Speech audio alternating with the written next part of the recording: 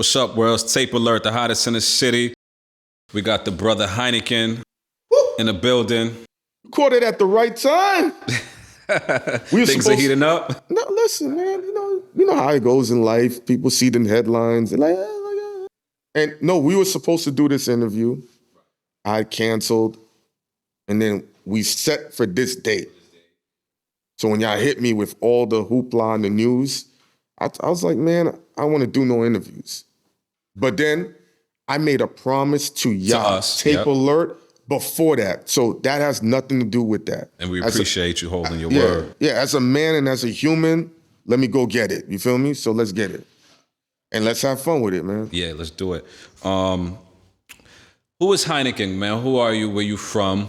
You know what I mean? And what was your life like just coming up? Hynaken, standard, Haitian kid from Brooklyn. Parents both Haitian. I'm Haitian American, whatever that definition means. I was born here, but I came from an era where I grew up in the 80s. So back then, the Haitian parents had these stigma of if you had a high top, you were a thug. If you wore black sneakers, you were a thug. If you had gold chains, you were a thug. If you was a Gumby with the gold. It was with the pot. Nigga, what? Nah, son. That was their favorite language. Bum, you're a bum. What does that mean? Bum. Oh, bum. But I'm saying it in their dialect or accent. So I would always wear white sneakers. They had the backwards little pooch haircuts, terrible haircuts. Haitians don't believe in getting their kids fly haircuts. They think they're gonna become hoodlums. And I grew up in Brooklyn. Brooklyn has that reputation. You gotta be tough and you gotta really be about your P's and Q's, hustle, get money.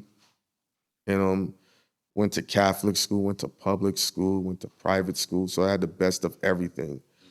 And I come from a family of everyone's a fucking winner. So my pops, he got it out the mud, taxi driver.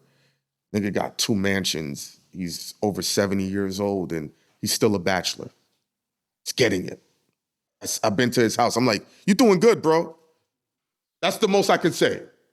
My mom, she owned 2 or 3 businesses, 2 laundromats, 2 restaurants, owned the trades and service goods in Haiti. She every year she runs an illegal cockfighting ring in Haiti. And she feeds her villagers and she shoots her gun in the air in celebration of our grandmother. So she throws whiskey and feeds the villagers and bow, bow, bow, bow, bow, bow, bow. Yeah, I got video of this. I'm like, you're crazy, shorty. I'm the most laid back person in my whole family. So, all the women in my family are bosses inherently. So I'm used to women making money. They doctors, lawyers, engineers. I don't get to talk about this a lot. All the men in my family did shit. Even the biggest bum chick in our family, she has 4 kids by 3 different niggas, and she figured it out. She got a place, she got a whip, she got the government giving her money. She don't need for nothing. She don't need no money from us, and figured it out. So you understand why we go hard. Man. Right. Would you say that would your motivation and your drive came from, I guess, your upbringing? Yeah, because other than hanging out, you know what I mean, and seeing what's on the outside. Also, all my extended family, we were dudes. When you grow up in Brooklyn, you don't need a driver's license. You can take the bus everywhere. New York City, you don't need a car. We started getting our licenses at 17 and 18. That's unheard of in Brooklyn in the era we grew up in. We was already driving Jaguars and Mercedes Benzes. And I started traveling at 17, 18. I already had a job where I worked at the Port Authority. So in high school, my senior year, I'm literally going to Toronto, Canada to hang out with clothing store owners and older women because my voice has sounded the same since I was 14. So women always thought I was older. So I was already around older women and things like that. So I was forced to advance quickly. I was already going to strip clubs at 17, 18, which is unheard of. I'm around greatness. All my cousins demand greatness inherently. So I'm just like, yo, I needed to figure this shit out, man. And I'm still figuring it out, but I'm trying to win. And that's it. Was that the reason you was exposed to the entertainment? No, I don't have no family. At the time, I had no family in the entertainment business. Currently, I have at least about 4 or 5 family members in the entertainment industry. We don't follow each other. We don't work with each other. Not because we won't work with each other. We all don't look alike. I got a brother, he don't look like me, but that's my brother. And we don't want backlash for anything I say or vice versa to affect the business deal. So that he'll be like, yo, what do you think about this artist? He wants to do a song with him. Are you cool with him? There's features. There's a rapper that hates me. I don't want to say his name. He hates me. And I got him a feature based on my brother. I say, he don't fuck with me, but I'm not a hater. Make it happen. I don't even want no bread off of it. Because that karma shit is tough, bro. I believe in that shit. And when I worked at Greyhound at the Port Authority, I did a lot of ill nigga shit. And I knew I was gonna pay for that karma. And I'm very aware of that. And I still pay for it to this day. And what do you mean by you pay for the karma? It might not be direct. It might be let's say, yo, you going somewhere and you with your sister and I work a job, right? And I give you a hard time based on the things of my job, and I could let you go. And I might swindle you for some money. Or just get something done off the top. You gotta pay for that. It might not be blatant. It might mean it might come back as God might have scheduled you to be a millionaire at 28, but now you ain't gonna be a millionaire till you're 59. Okay, I understand what you're saying. And that's if that's in the plans. That's how I look at karma. You know, some people feel like, yo, they never get their just desserts back. Oh, it's coming. Karma, one thing I know about karma, it know how to collect the rent on time. Because it collects it when you can't pay it. So when I do certain shit from back then, I knew I was gonna pay for it later on. And then now, you know, I just try to do right. I know whatever's going on in the news right now, it might not seem like that, but hey, I sleep comfortably at night knowing what everything is.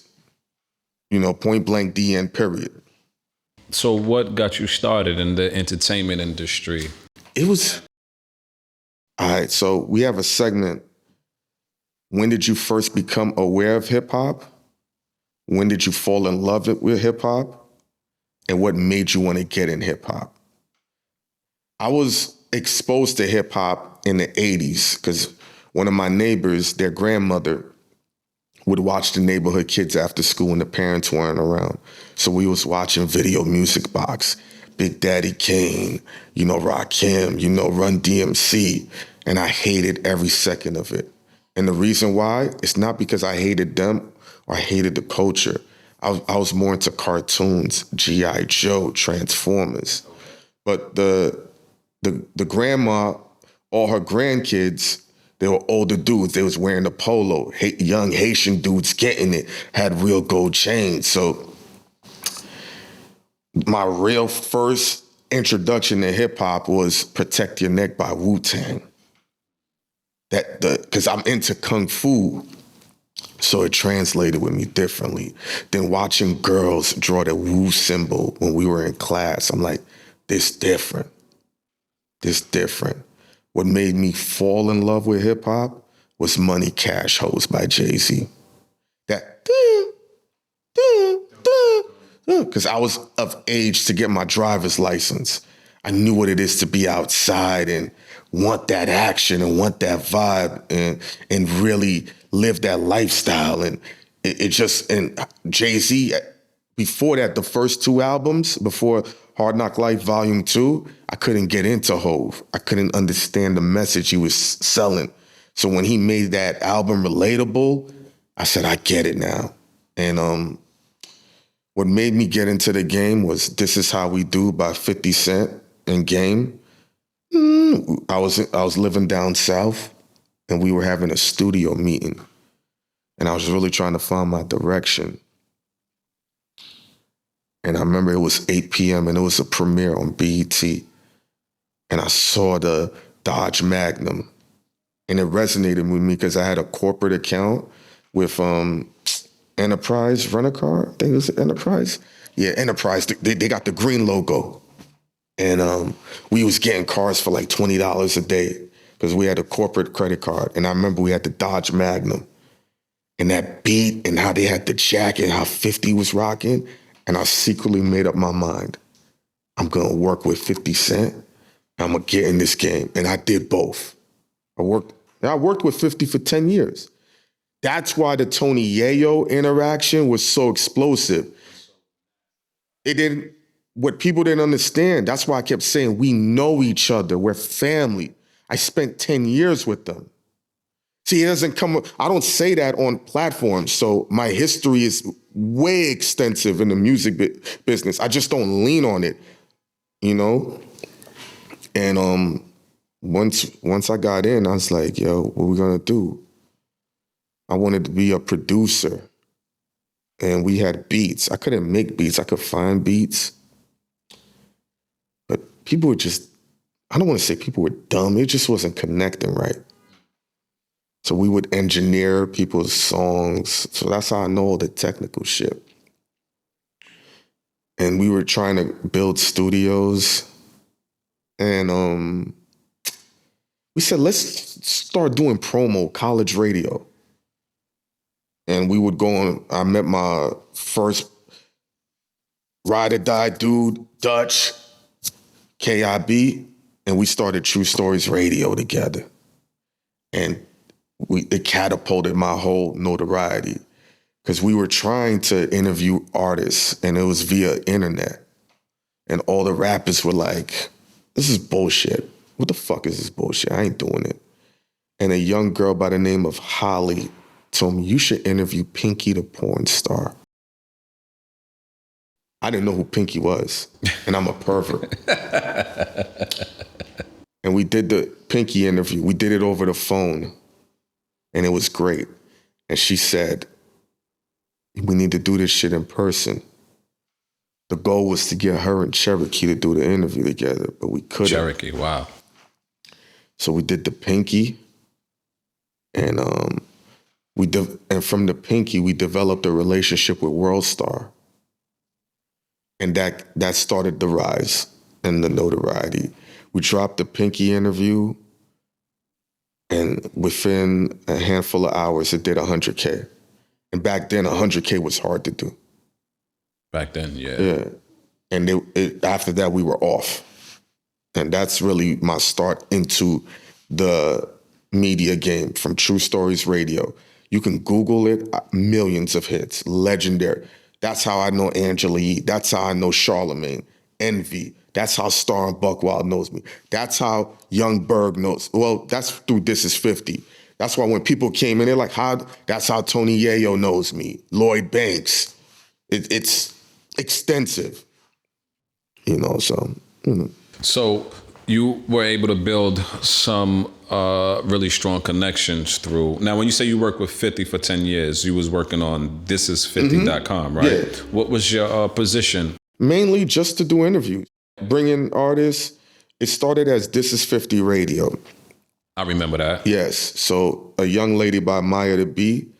We're no longer close. We had a falling out, but I don't like disrespecting history.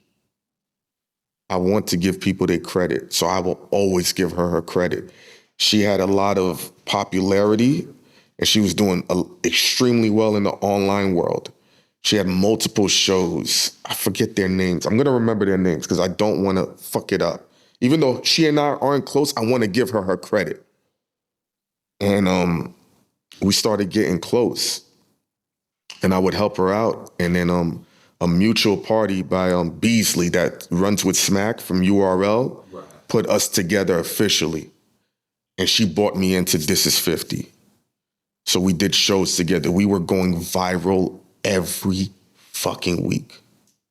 This is everything I'm telling you is documented. My whole media career is documented. Breakfast Club, all these shows was picking up Usher. And this is years ago, bro.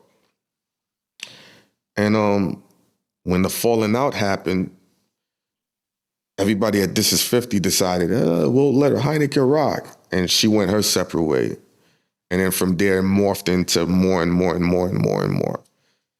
And 50 would always be around. And 50 was like, yo, I'm not a street dude, but I did enough stuff and I was around enough that street dudes were like, he's good with us.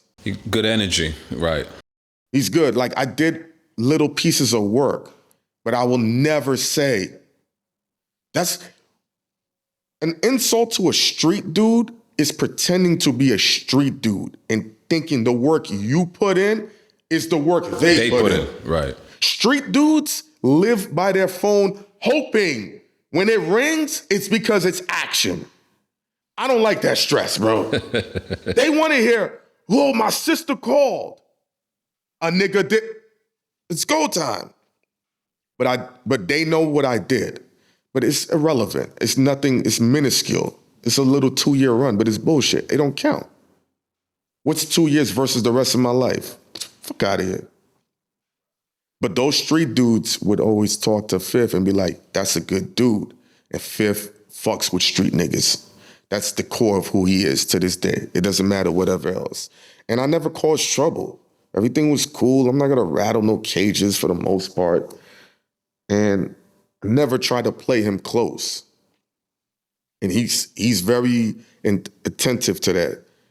Pays attention. He's like, is these guys really trying to use the sauce? And he don't mind if you use him to catapult, but are you a vulture in the wrong way about that? And he, and Fifth will get rid of you like, you fuck up some bread, gone. You do some dumb shit in it, gone. So, I'm just giving you the history.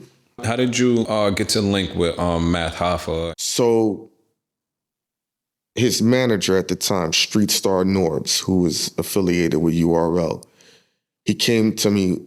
No, we had a guy by the name of Franchise Liaison.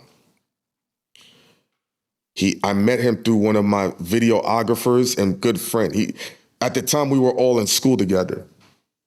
So Liaison did an interview with my guy, Pusha K. Boom, right? So then as True Stories Radio is picking up, they said, let's interview Liaison. I was on an interview chase, man. I wanted all the dope conversations. I wanted to put my vibe out there.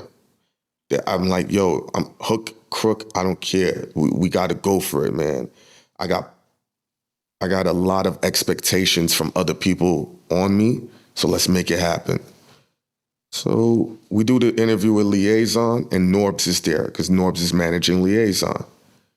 He says, yo, you need to do an interview with Math Hoffa. I wasn't into battle rap at the time. Everyone else in my crew was like, we got to do it with Math. We got to do the interview. I said, why?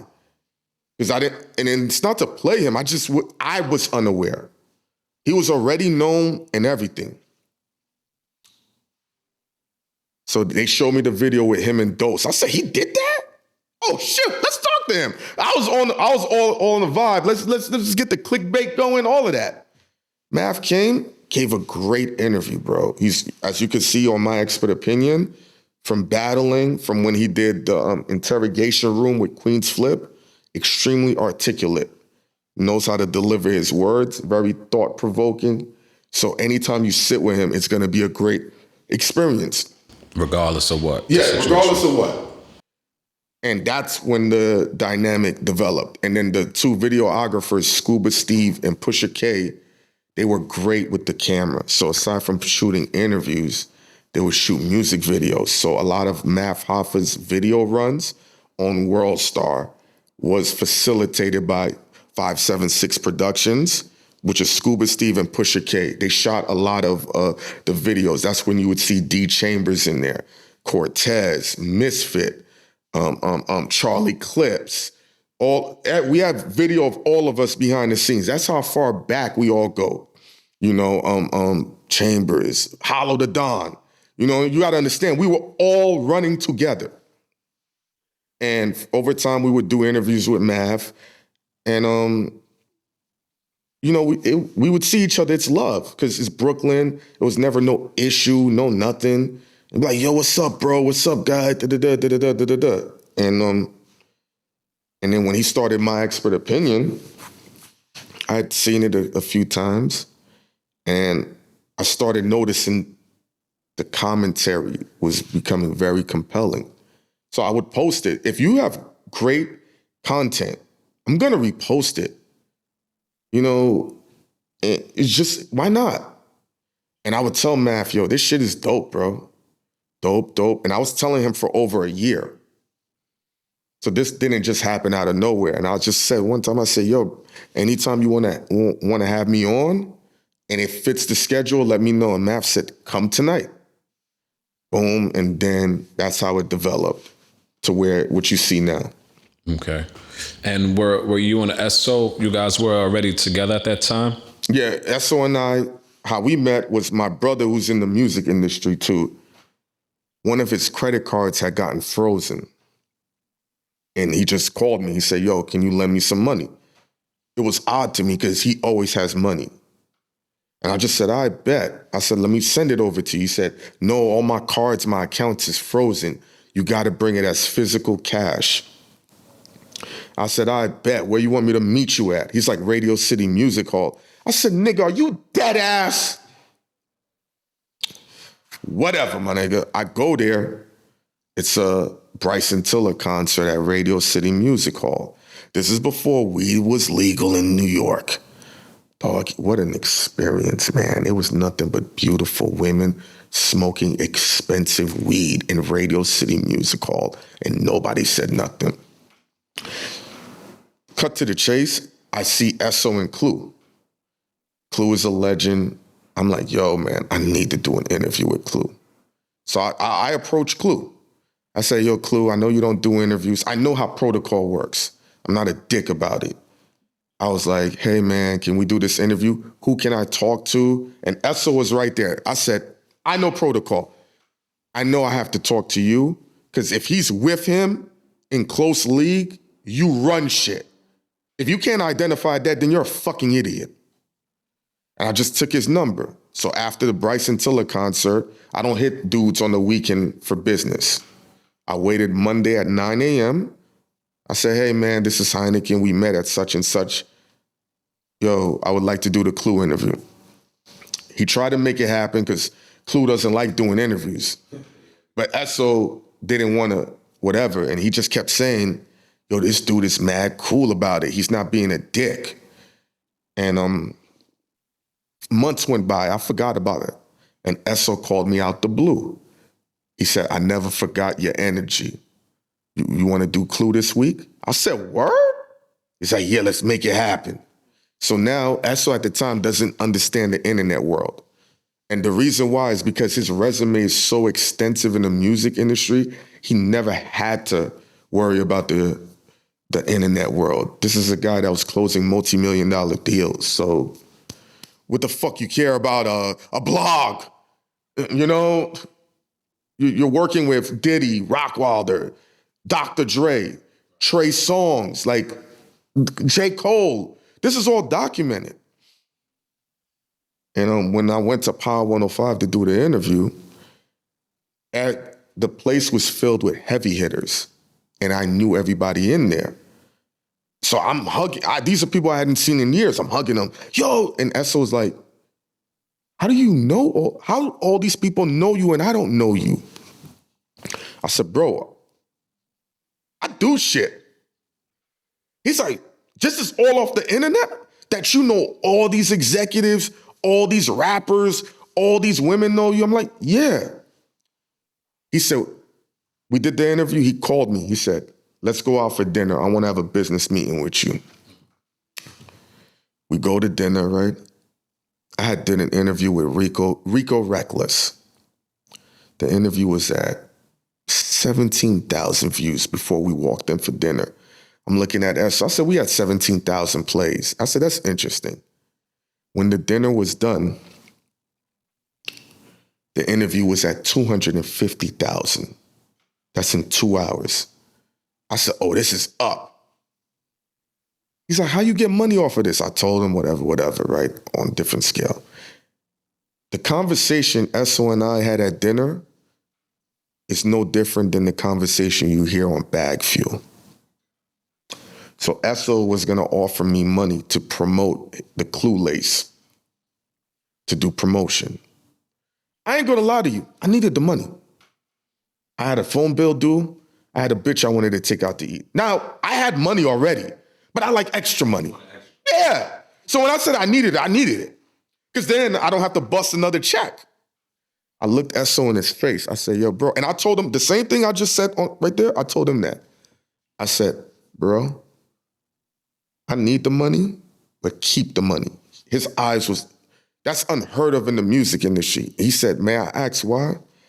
I said, this ain't a $300-500 conversation. This right here is a 6-figure conversation. It don't make sense for me to take this little money right here. We're gonna make that 10 times over. Let's work together. That's what's been going on. You guys have great chemistry, man. That's because we argue 3 times a week. We've argued about Math Hoffa. Real shit. I would stick up for Math. He'd be like, yo, we got to do it this way. Da-da-da-da. And that's not to play Math. We argue because we have differences of opinion. So we're passionate. We've argued about business. We've argued about interviews. But we're not arguing because we're dicks. We're arguing because we're trying to link in. Just like y'all two are partners, I know y'all had arguments. How this should go, how that should go. You know, and that's not to be a dick about it. It's just when you're both trying to win, that's what it is. And that's where the chemistry and the bond comes from. And that's why it translates well on camera. Right. I think, you know, through everyone's experience, like if you have an experience and you tell me about it, I can't argue with you about your experience and try to... Unless you know certain shit, you know, then you're like, nigga, you lying.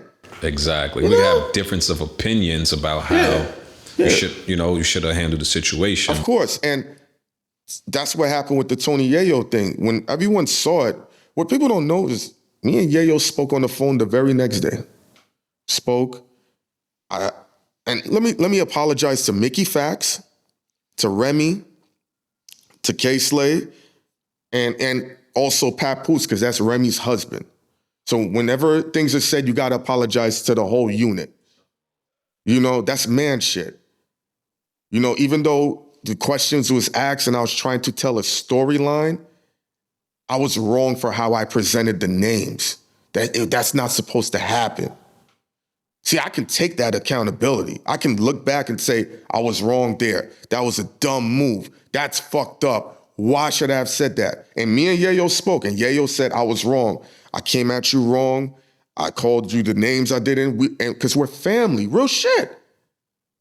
So that's just to show you how things is when it goes like that, and the experience, and when you got to be real about it. And I'm just giving that. I've probably might have apologized once, but I want to say it on Tapealert. I want to apologize to Mickey Fax, Remy, K-Slay, and Papoose. I didn't say nothing about, but that's still her husband. So you have to do it in line. That's protocol. And I mean it, yo, real shit. That's how we stay unified.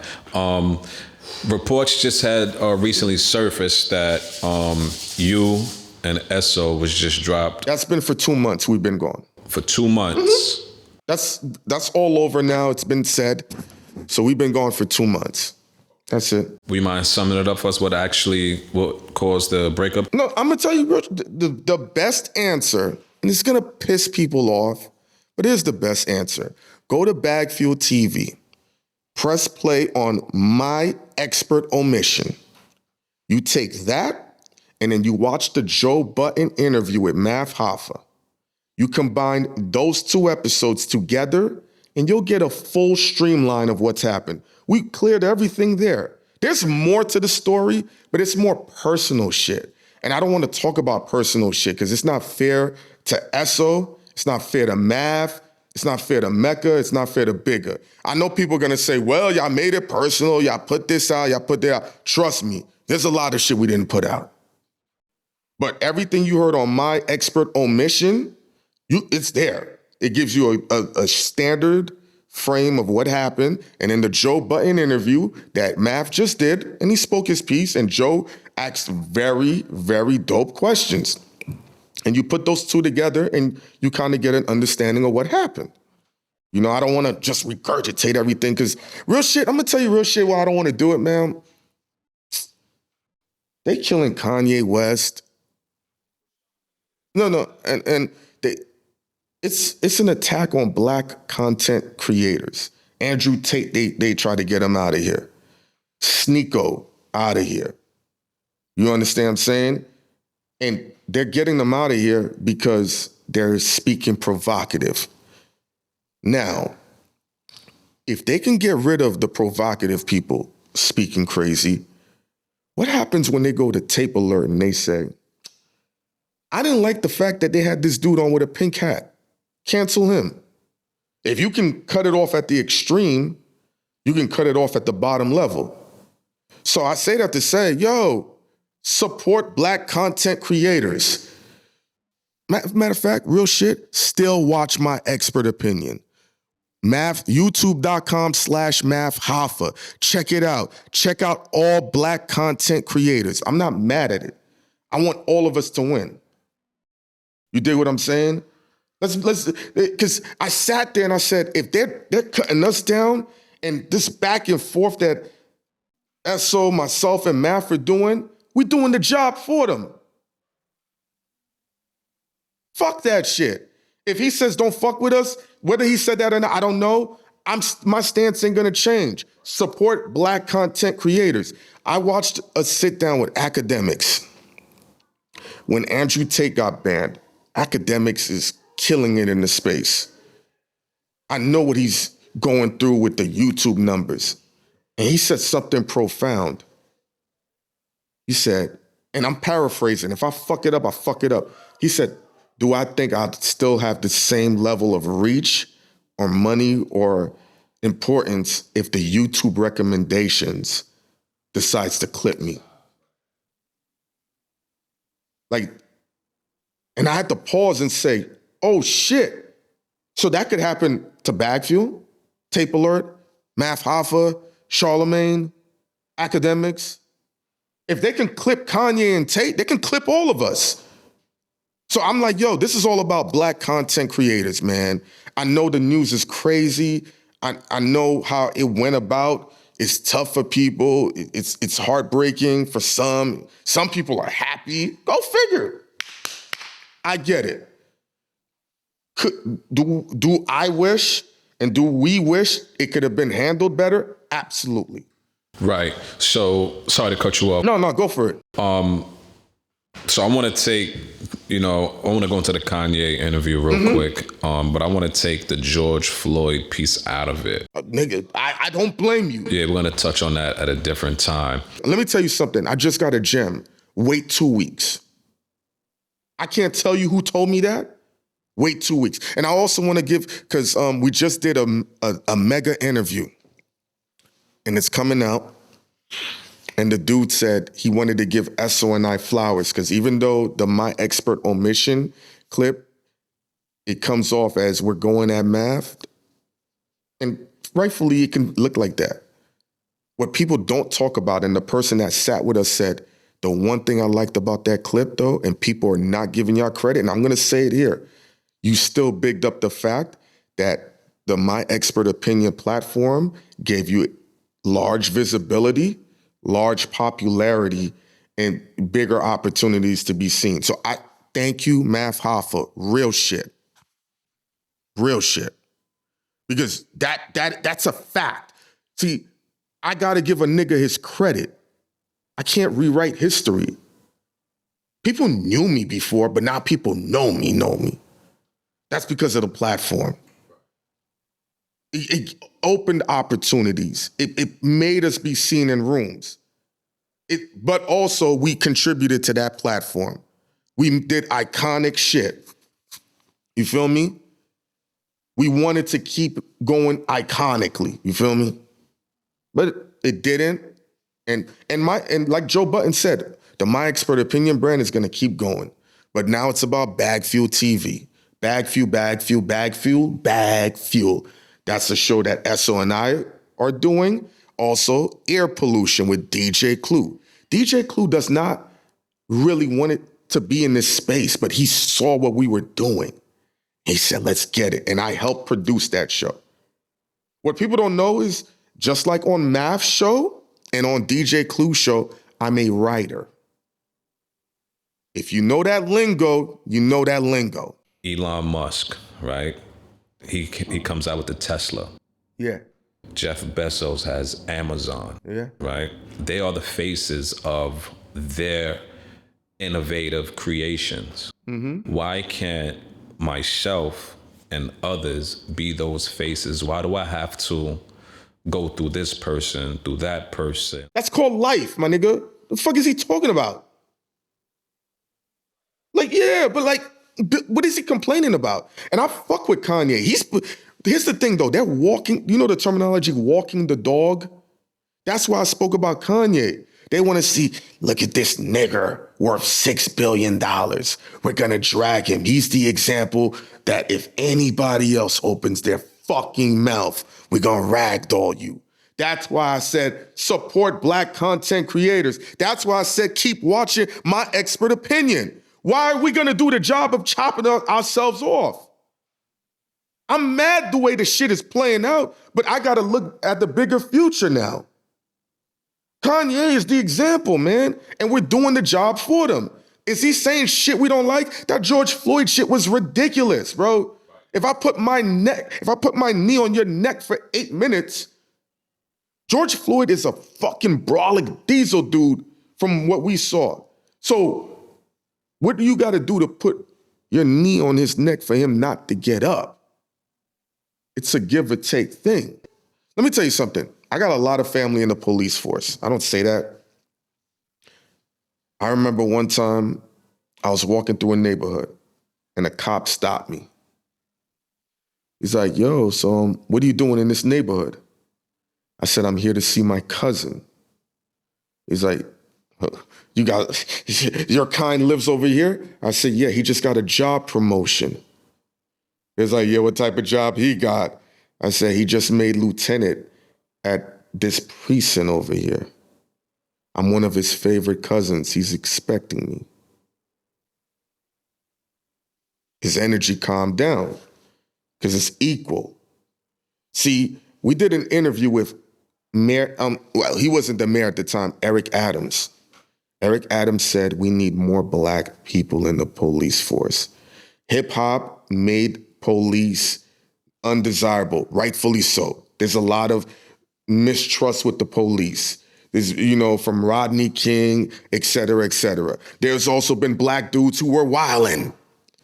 Let's be fair. As the people who are in the police force that are related to me, I always said, the one job I need you to do is just make it home safe. But that's the same thing we got to say for our Black people. Just make it home safe. Be smart. I know we went off on a tangent, but let's bring it back. Cool. It's cool. We building. Yeah, but that's why that cop felt comfortable. They're the biggest gang in the world. The only thing that supersedes a police is a marshal. Yeah, if you got that marshal badge, it's different.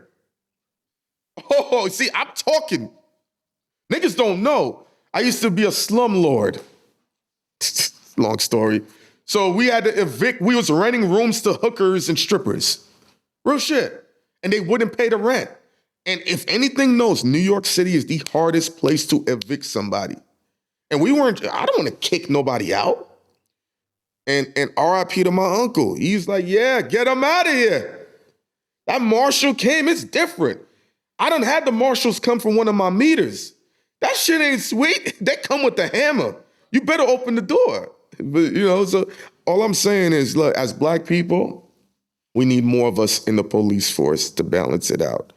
Let's stop the stigma of, it's the cops, because we followed the blueprint of the mafia, right? Oh, yeah. You got all these dudes with the mafia name. You know how the Irish mafia's plan was? We always have the cop, the lawyers, the judges. Yeah. So if we're going to do the same thing, we need the mobsters, we need the police, we need the politicians as well. We're gonna go after the provocativeness of it, but not the technicalness of it. And black people, we like being flashy. Being a judge ain't flashy. Is bitches gonna give you pussy if you just say you're a judge? No. But if you say you're an A&R and you're in the music business, you're gonna get some pussy. But guess what? That judge, that nigga can move culture too. And that's what it is. We've gone into worlds. My family wanted me to be a doctor, lawyer, and engineer. I was like, that ain't flashy enough for me. I could have did it. Do you know what Tony Yayo said to me after our argument? When we got on the phone, he said, I wanted to shoot you in your face. I'm joking. He's like, I wanted to hit you, my nigga. He said, real shit, you were pissing me off because you should have been a lawyer. You know, but is that when you provocative? think about it, right? We like this shit, but we need to be in the police force, and the reason why, because that dude would have not felt comfortable putting his knee on George Floyd's neck. If you got to restrain him, restrain him. I get it. You got a family to go to. It don't take much for a nigga to knock you over and you hit your temple. Next thing you know, you're an invalid. I'm very aware of that. He could take your gun and let off. So I'm very sympathetic to that. But you got 6 of your homeboys, bro. 6 against 1? It ain't the movies. 6 against 1, you're going to lose. You're going to lose, definitely. Yeah. Do the line of work, right, that you do, journalism, vlogging, production, technical. I know the technical. I can equipment. build podcasts from top to bottom. I can tell you what to buy. If you want help creating your podcast and getting your YouTube up, hit up Hynaken. I'm not cheap, but I'm gonna help you. I'm building 4 shows. Yo, we got 3 other shows we're building. Right now, we're deciding if we want to take a deal for one of our shows. You want to tap into that? No. And I don't want to be a dick, because then they're going to say, oh, you're going to fuck up the bag again like you fucked up with Math Hoffa's bag. You see how I can joke with it, though? Because it's tentative, and sometimes I don't like to hatch my eggs too quick. But tell us a good and bad moment you had, or a good and bad experience you had. In the industry? Industry, right. Share the bad first. It's so many, my nigga. Most recent, if you can remember. Shit, the fucking story that came out. Come on, my nigga. That's a layup, yo. I got niggas in my DM. I ain't gonna lie. I ain't never had so many women hit my DM, yo. Bro, I got the pick of the litter, yo, off this shit. Crazy. I'm like, I'm doing great interviews. Y'all didn't hear about me, but now, oh my God, if you need anything. But that's probably the crazy. But it ain't like, I don't think of it as a bad moment. I wasn't nervous. I wasn't depressed. You got to remember, this has been for the world, it happened yesterday, whatever day. For us, it's been 2 months. And think about it. For those 2 months, we were still posting up clips. We were still tagging niggas.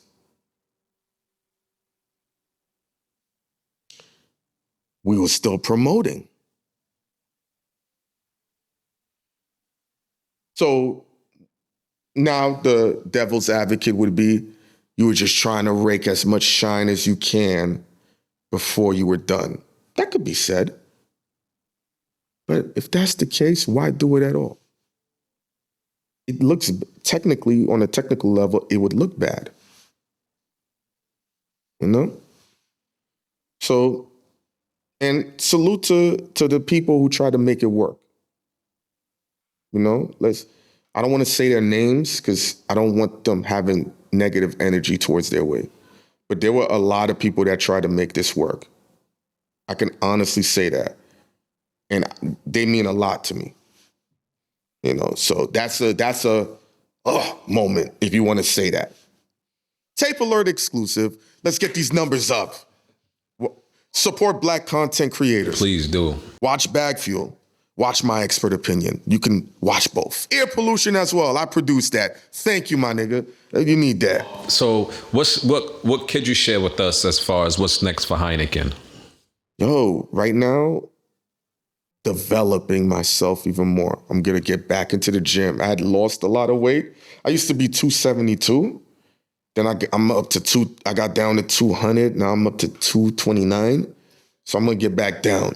That's first and foremost. Because there's a lot of things that's progressing aggressively on a business level, and we need to be there to enjoy the success. And developing and expanding all my talents. Like I said, I'm a writer. I write down subject matters, topics, questions. Now that sounds crazy to people because they're like, yo, he would ask ridiculous questions. Put two and two together then. If you caught that one, you caught that one.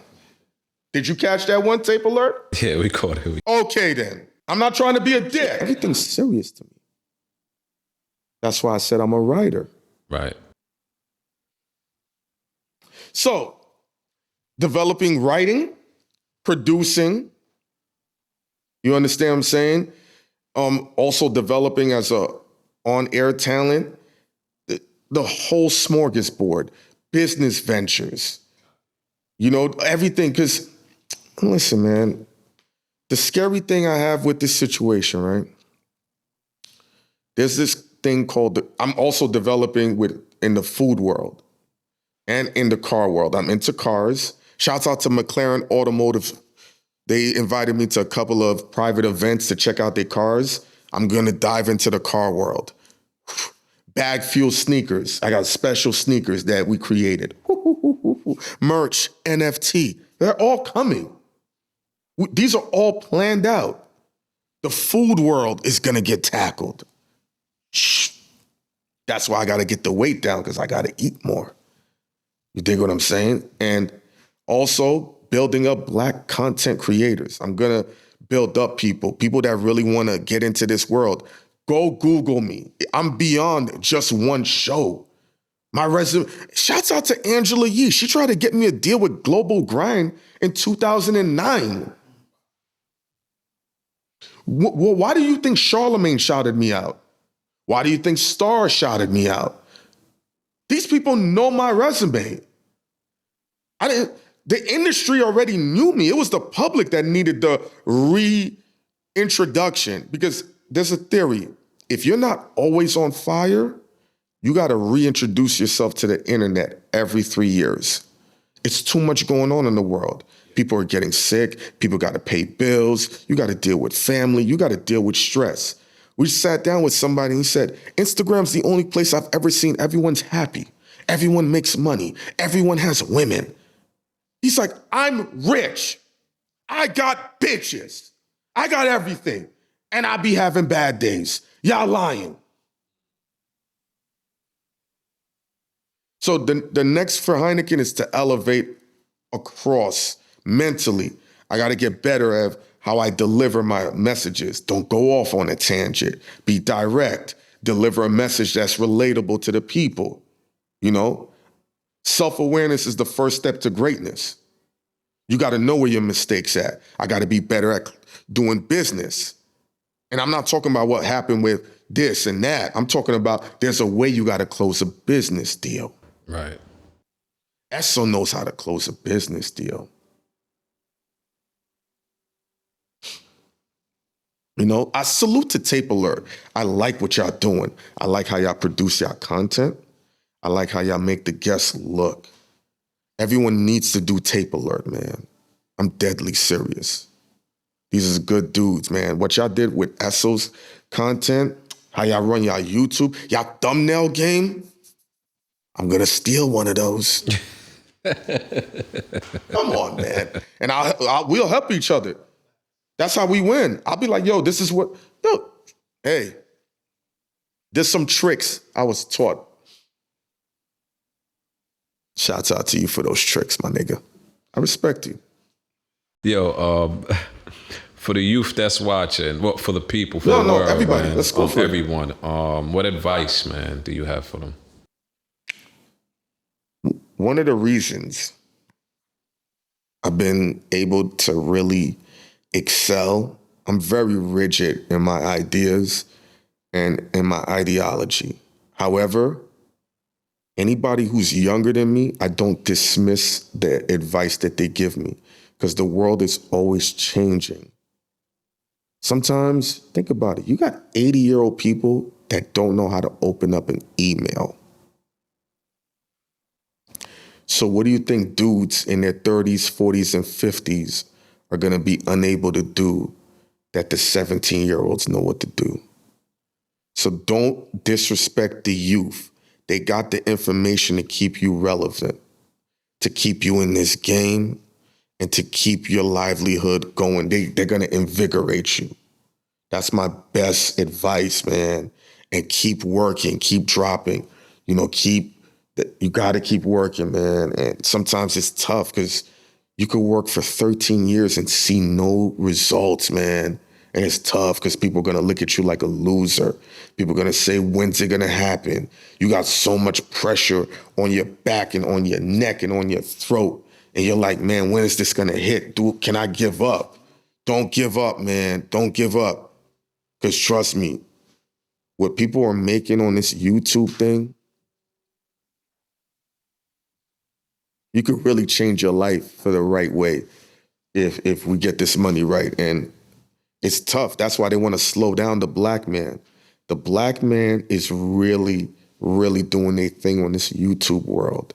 And the fact that we don't got to kill our back and eat disgusting foods because during our lunch break, it's only donuts and fucking Coca-Cola.